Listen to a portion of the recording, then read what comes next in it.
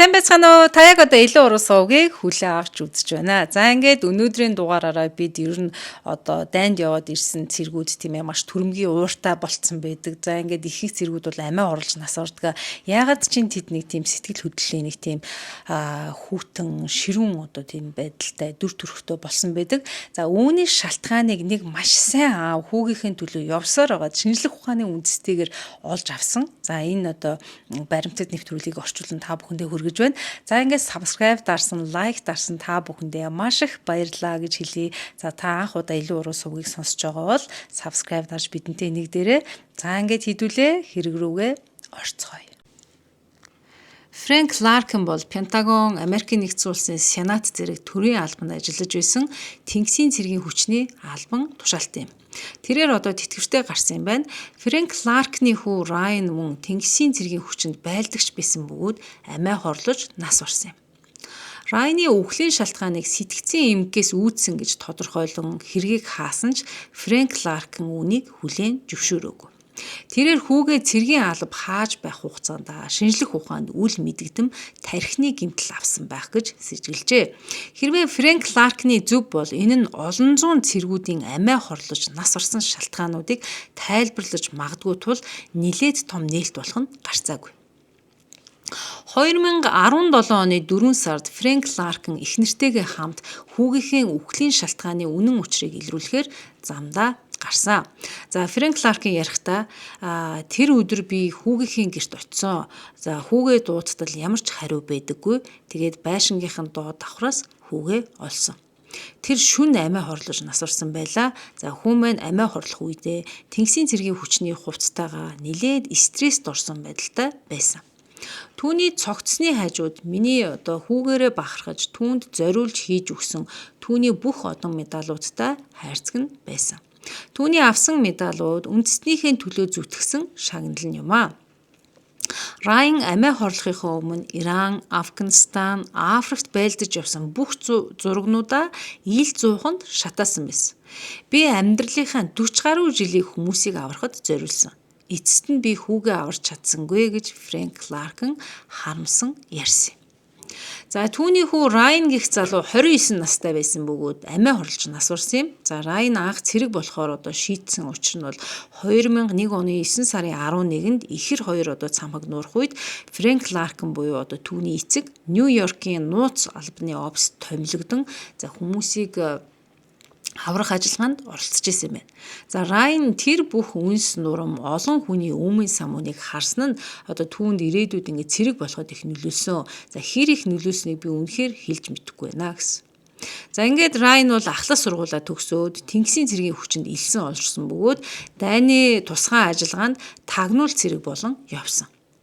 За Райан 2 жил Афганистанд, 2 жил Иракт, за 1 жил сунгаж өөр улсад байлдааны тусгай ажиллагаан дээр ажиллажээ. Та Райныг нэг л өөр болчихсон байгааг хизээ анзаарсан бэ гэсэн сэтгүүлчийн асуултанд тэрээр хариулахдаа Райан маш түргэн ууртай болж инээхээ огт болчихсон. Түүний нүүрний хувирал нэг тийм ширүүн яг юм баг зүүцэн юм шиг тийм болцсон байсан. За Райны дайнаас буцаж ирээд бэлтгэлийн зааварлагчаар ажиллаж байсан. За тэр үед бол сэтгэл гутрал болон архин тунтах өвчнөөр эмчилгээ хийлгүүлж байсан. Гэвч Тэнгисийн цэргийн эмчнэр Райны тархийг судалж үзсэн ч за эмнэлзэн оншийг тавьж чадаагүй байна. Райан ярихдаа аава би юу ч мэдрэхгүй байна. Өөрийнхөө биедээ байгаагч би юусэн мэдрэхээ болчихлоо гэж хэлж байсан. 2016 оны 8 сард Райан Тэнгисийн цэргийн хүчинд захиа бичсэн байдаг. За захиандаа тэрээр би дахин хэвийн байдалтай буцаж орохыг үнэхээр хүсэж байна. Би зоригтой эрч хүчтэй амьдрахыг хүсэж байна гэж бичжээ. Энэ цөөн үгээр Райан юу хэлхийг хүссэн юм болоо гэсэн сэтгүүлчийн асуултанд за Райан тусламж хүссэн. Зөв шалтгаанаар зөв зүйл хийхийг хичээдэг хүмүүс байдаг. Гэвч буруу замаар хичээсэн ч хүмүүс байдаг. Учир нь хүмүүс мэдэхгүй зүйлээ мэдэхгүй шүү дээ. Бусад хүмүүс Райан тохиолдсон асуудалд санаа тавиагүй. Тэд зүгээр л Райанаас салахыг хүссэн. 2016 онд Райан нэр төртөөгөр одоо цэргийн албанаас халагдаж байсан юм байна. За Тэнгисийн цэргийн эмнэлгийн төвөөс одоо хинч түүний өвчин гоншилж чадахгүй байсан учраас ерөөсөө Райныг ингээд цэргийн албанаас чөлөөлсөн байна. Райн аавдаа ярихдаа хэрвээ надад ямар нэгэн муу зүйл тохиолдвол өгсний минь дараа миний эд эрхтэн өвчтөө хүмүүст хандивлаарай гэж захидаг байсан байна. Тэгэхэд бол аав нь хүүдээ те аав нь чиний төлөө зогсноо. Юу ч болсон би түүнийг даваад гарах болноо. Уншиж нь олно. Чи аавдаа амлаач те ямар нэгэн зүйл болсон ч гэлээ чи амиа хорлохгүй гэж аавдаа амлах уу гэхэд бол Райн би хизээж тийм зүйл хийхгүй гэж хэлж байсан. Гэвч үүнээс сар орчмын дараа Райн амиа хорлсон юм. Фрэнк Ларкн 40 жил Америкийн нэгдсэн улсын төрд алба хаасан. За 1970 онд Тэнгисийн цэргийн тусгай хүчний алба хаагч байсан бөгөөд 20 жилийн турш нууц албанд ажилласан. Үүний дараа тэрээр Ирак, Афганистан дахь тэсрэг бөмбөгтөд тэмцэх Пентагоны төслийг удирдах байсан. Эцэст нь тэрээр Америкийн нэгдсэн улсын Сенатын аюулгүй байдлын даргаар томилогдож хамгаалтыг хариуцсан ажиллах болсон байна. Фрэнк Ларкн төрийн албаны олон хүмүүстэй танил, Вашингтоны үйл ажиллагааг сайн мэддэг зэрэг нь бол өнөөдрийн энэ замаар явхад түүнд бол нөлөөлж түүний явсан ажиллаж маш сайн бүтэмжтэй болсон байна. Ингэснээрээ тэр дахин хизээч түүний хүү Райн тохиолдсон зүйл бусад цэргүүдэд тохиолдохгүй байх өөрчлөлтийг хийхээр зорьсон юм. Тэрээр ярихдаа надад алдах эрх байгаагүй гэж ярьсан. За Фрэнк Ларкн хүүгийнхээ тархийг цэргийн анагаахын сургуулийн доктор Даниэл Феррел гэдэг хүнд хандвилсан байна. За сэтгүүлч зургийн багаа дагуулад 2017 онд эмч Даниэл Феррелтэй очиж судалгааныхын талаар уулзаж зураг авалт хийсэн байна. За эмч бол ярихдаа тухайн үед замын хажуугийн тэсрэх бөмбөгний хүчтэй дэлбэрэлтийн дараа сэтгэл гутралд автаж үүнээс хэдэн сар эсвэл хэдэн жилийн дараа амиа хорлсон Ахмад Дайчдын тархинд хийсэн задлан шинжилгээгээр тархинд бичил сорив илэрч байгааг тогтоосон юм.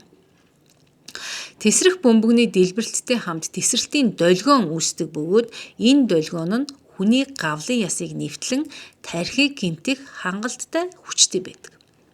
Доктор Даниэл Феррел бол Райны тархинаас нэг төрлийн сорвийг олж илрүүлсэн байна. За гэвч Райны тархинаас олсон сорив нь тэсрэх бөмбөгний долгионд цохигдсон цэргүүдийн тархины сорвиноос өөр байгаад байсан. За өөрөөр хэлбэл Райн өөрийн хэрэгэлдэг байсан том калибрийн буу болон бусад зэвсгийг хэрэгжилж байх үедээ тархиндаа бага хэмжээний долгионы цохилтыг давтан авсныг тогтоосон байна. Ер нь бол Райн эх орныхон төлөө цэргийн алба хааж байхдаа авсан байлдааны гэмтлийн улмаас нас орсон. За тэр шууд амиа алдаагүй ч гэлээ тактикийн тулдаан болон жижиг оврын зэвсгээс авсан долгионы нөлөөгөөр тархиндаа гэмтэл авч эмчилгээгүй явсаар аажмаар тисгээ болоод амиа хорлсон. Фрэнк Ларкн энэ бүх нотлох баримтуудыг хуучин анд нөхдөдөө болон тусгай ажиллагааны командлалд ажиллаж буй хүмүүст хүргүүлсэн байна. За тэд үүнийг эрчимтэй судалж эхэлсэн бөгөөд 2019 онд тусгай ажиллагааны баг бага төвшний олон удаагийн дэлбэрэлтийн улмаас тархинд үзүүлэх нөлөөг судлах урьдчилан судалгааг эхлүүлсэн. За Фрэнк Ларкны хүсэлтээр Дид адмирал Тим Самански 4 сая долларын өртөгтэй судалгаанд 30 албан хаагчийг хамруулжээ. Судалгааны үед илэрх шинж тэмдгүүд өргөн хүрээтэй байсан байна. За энэ судалгаанд орсон алба хаагчдад бол ой санамжаа алдах, анхаарал төвлөрөлгүй болох, толгой эргэх, толгой өвдөх, сэтгэлийн хямрал, дарангуйлал зэрэг шинж тэмдгүүд илэрсэн. Харвардын профессор доктор Брейн Эдло Массачусетсийн нэгдсэн судалгааг бол удирдан явуулсан байна. За тэрээр цэргүүдийн энгийн MRI-гаас 2 дахин хүчтэй сканерт оруулж тархины бүтцэд гарсан өөрчлөлтийг илрүүлсэн. Учир нь бол энгийн MRI-гаар цэргүүдийн тархийг харахад бол ерөөсөө тархины гэмтлийг тодорхойлж чадахгүй байсан байна. Хүн тархиныхаа сэтгэл хөдлөл болон танин мэдхүйг хариуцдаг хэсэгт хэрвээ гэмтэл авах юм бол тухайн хүн бол сэтгэн бодох, шийдвэр гаргахад хүндрэлтэй болж уур хилэнгээ ерөөсө барих чадваргүй болдог байна. Энэ бүх тархины гэмтэл нь тэсрэх бөмбөгний тэсрэлтийн даралтын долгион нь хүний нүдний ухархаагаар дамжин тархи руу очиж гэмтээдэг болохыг тогтоосон. Учир нь дийлэх цэргүүд яг нүднийхээ ард байрладаг тархины хэсэгтээ гэмтэл авсан байгааг тогтоосон байна. За тусгай ажиллагааны командлагч генерал Брейн Фентон ярихдаа Энэ бүх судалгааг ерөөсөө нэгтгэн дүгнэх юм бол бүх цэргүүд хүчтэй тесрэлтийн өндөр даралтанд өртсөн гэж одоо хэлж болно гэж тэрээр ярьсан. Энэ зурган дээр тусгай ажиллагааныхан бол одоо хаалга эвдэх тесрэлттэй цэнийг туршиж байгаа юм байна. Сургалтын өрөөнүүд маань тесрэлтийн долгионыг шингээх зорилттой хийгцээ. Яг одоо цэргүүд ямар ч тесрэлтгүй бэлтгэл хийж байна. За сургалт бодит зэвсэг болон виртуал зэвсэгтэй ингээ хослон явагдах болсон. За зочрол багтаа болгож өөрчилсөн шинэ зэвсэг бүтээхээр одоо бид аль хэдийн судалгаанд орсон гэсэн байна. За энэхүү зочрол багтаа болгож өөрчилсөн шинэ зэвсгийг бодит дайны үед хэрэглэх боломжтой юу гэсэн сэтгүүлчийн асуултанд тэрээр хариулахдаа хэрвээ энэ зэвсгүүд үр дүнгүй байсан бол бид бол ашиглахгүй байх байсан. Зэвсэгт хүчний сургалтанд бид зэвсгийг хэсэгчлэн өөрчилж ашиглаж байна гэж ярьсан. Учир нь Фрэнк Ларкин Конгрессоос 2 хууль тогтоохыг шаардсан. За үүний үр дүнд 200 хичээлтэй 5 жилийн хугацаатай шинэ сургалт хийхээр төлөвлөж байгаа юм байна. За шинэ сургалтыг бол ингээд цэргүүдэд хэрэгжүүлснээр бол цэргүүд тархиндаа гэмтэл авахгүй. За энэ бол үнэхээр том амжилт болно гэж тэрээр нэмж ярьсан юм. Райныг Арлингтоны үндэсний оршуулгын газар оршуулжээ. Фрэнк Ларкин хүүгийнхээ оршуулган дээр үе үе очдог. Тэрээр хүүдээ хандаж юу хэлэх вэ гэсэн сэтгүүлчийн асуултанд бол Райны өөртөө хийсэн зүйлийг би дэмжихгүй. Гэвч яагаад хүүгээ тийм зүйл хийснийг би ойлгож байна. Тэр сул дорой амар хэлбэр замыг сонгосон юм бишээ. Түүний хийсэн үйлдэл бол тархиндаа гэмтэл авсан олон мянган цэргүүдийн өмнөөс бусдыг сэрээсэн дохио болсон гэж би боддгоо. Мөн ийм төрлийн хүмүүс өөрсөндөө хэрэгтэй тусламжийг авах боломжтой болсон тэр цагт л миний энэ хүртэл явсан зорилго биелж байгаа юм аа. Урьдчилан сэргийлэх аргаар бид цэргүүдэд тархиндаа долгионы гэмтэл авах эрсдлийг бууруулах ёстой гэж хэлээд Фрэнк Ларкин уг баримтад нэвтрүүлгийг дуусгасан байдаг. За ингээд өнөөдөр бид бүхэн сайн аавын хүүгийнхээ төлөө явж энэ олон зуун мянган цэргүүдийн амиа хурлж нас барсан шалтгааныг бол олж илрүүлсэн ийм аавын түүхийг бол ярьлаа. За ингээд хүлээн авч сонсон та бүхэндээ баярлалаа. Дараагийн дугаараар дахин уулзтлаа. Баяр таа.